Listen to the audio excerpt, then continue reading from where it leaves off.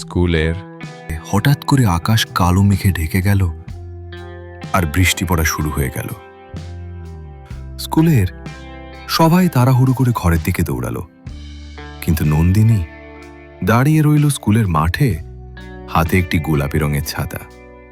ঠিক তখনই আদিত্য, যাকে নন্দিনী বন্ধুর থেকেও অন্য কিছু ভাবে, দৌড়ে এসে বলল, তোর কাছে তো ছাতা আছে, তবুও ভিজছিস কেন?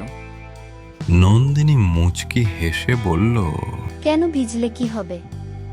বৃষ্টির ফোঁটা দুজনের গায়ে পড়ছিল, আর আদিত্য কেবল নন্দিনীর চোখের দিকে তাকিয়ে বলল, তাহলে আজ আমিও ইচ্ছা করে ভিজবো।